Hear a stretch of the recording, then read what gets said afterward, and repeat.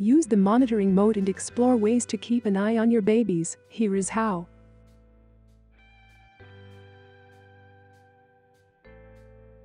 Go to monitoring mode.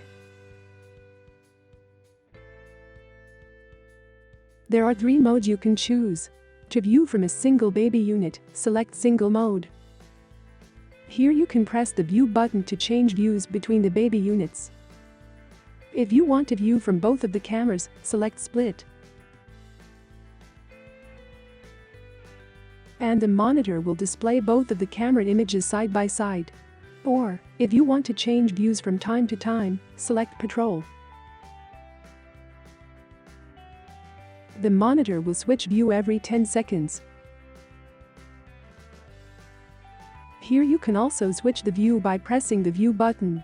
For more helpful tips, subscribe to the VTech support channel or check out our other videos to keep watching.